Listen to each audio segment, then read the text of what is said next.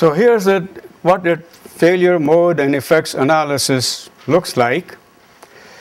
So what you do is you take a new process. The first column says process step. That means write down every step in the process. And this is analysis only for one step. There could be 60 or 70 steps in the process. So it's a lengthy analysis. So first column says what's the process step you're doing.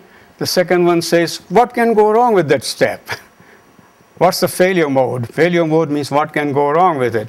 Okay, this first step is patient walks in the emergency. Patient got some emergency, walks into the room.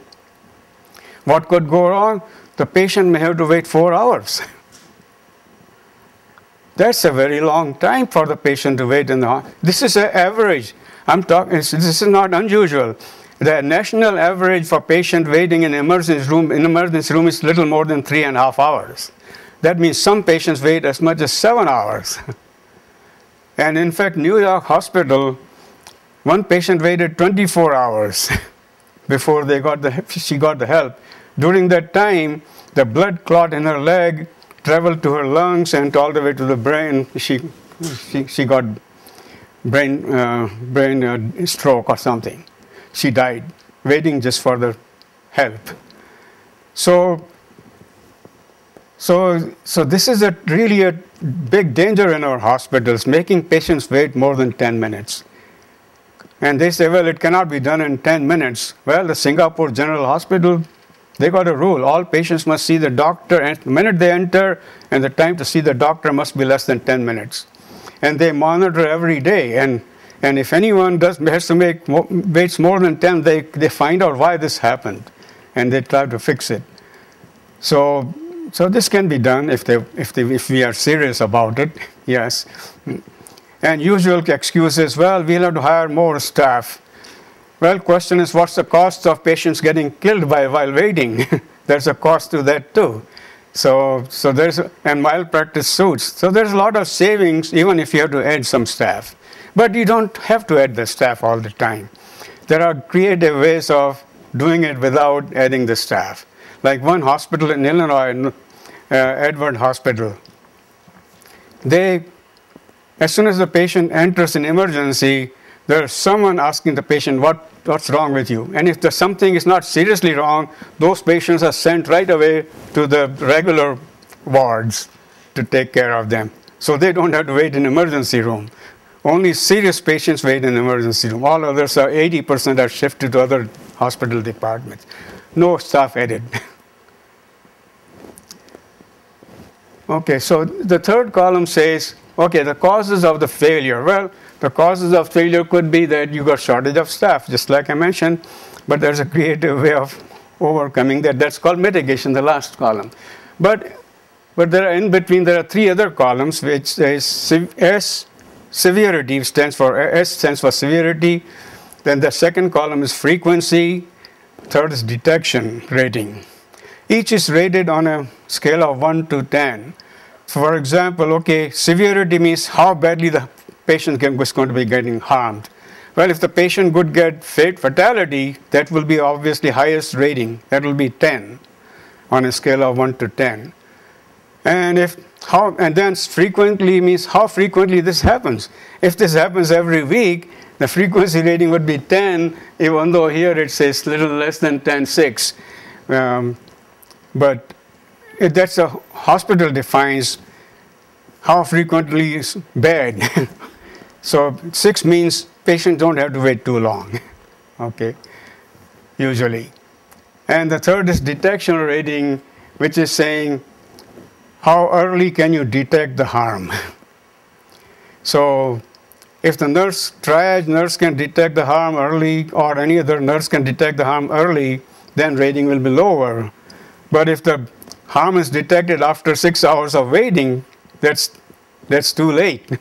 So depending upon how long the patient has to wait, so detection rating will be depending on that. So if I say it is 6 means usually patient gets service in very reasonable time. So that's a healthcare FMEA tool. all the VA hospitals use it. They started using before even Joint Commission required it, because they learned from techniques from other industries. This is a tool also used by all industries except healthcare until Joint Commission required it. Only VA hospitals used it before.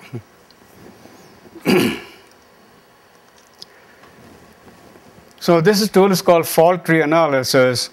Okay, this one says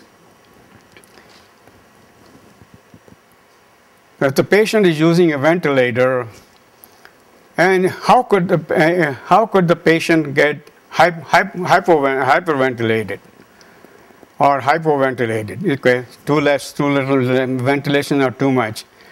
And so you start at the top level, different ways patient can get hypoventilated, for example. And one of the branches is patient makes mistake himself or herself. You know, patients can make him harm themselves too. And so question is, how can the patient harm himself or herself? So this is the expansion of that. And it says, well, user can initiate a failure by making a programming error. User programs it wrong. Just like computer, you can put something wrong and you choose a wrong program. Or the patient can set it wrong, use the wrong error in setting. So how could user programming error could take place? Because the user is trying to control the volume instead of breathing rate by mistake. It's nighttime, the patient cannot see which knob he's turning or she's turning. Turn the wrong knob.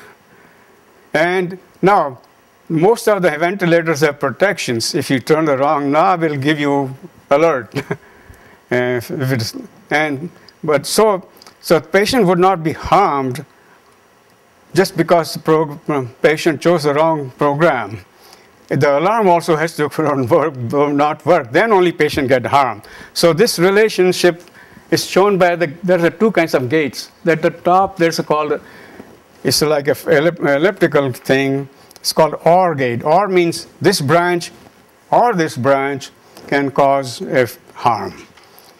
And the lower level, there are AND gates. AND means it's like a bucket, and that means this branch and this branch both have to go wrong before the patient is harmed. So these two gates show the relations between different dangers. So idea is to identify what kind of dangers come under OR gate. OR gate means they individually can cause a harm to the next level of harm. And there might be other barriers too. They have to fail also. But idea is this tells you, just because the user chose a knob doesn't mean it's a harm. It only has a harm only if the alarm also doesn't work. And similar thing in other branch also.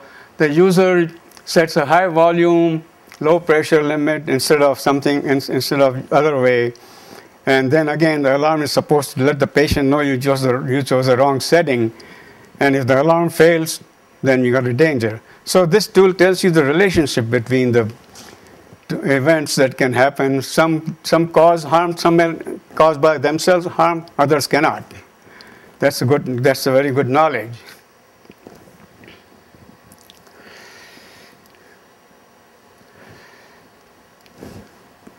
Okay, so now let's talk about how do you minimize the harm to the patients.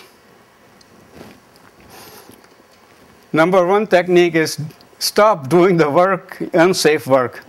Then safer ideas will come by themselves. Just stop using the unsafe work.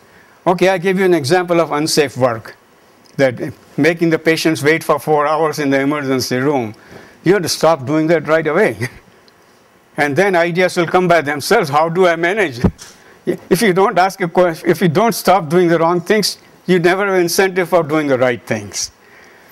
So it's a simple paradigm, but a very powerful paradigm. So okay, Ken, it's all yours now. Thank you very much. Let's give him a round of applause. Our speaker today has been Dave Rahija, and he's been telling us about the science of patient safety. We're here on the Tacoma Park Silver Spring campus of Montgomery College, and I'm glad that you were able to join us for today's edition of International Definition. And now, until our next broadcast, I'm your host, Kenneth Freeland, thanking you for joining us today. Thank you.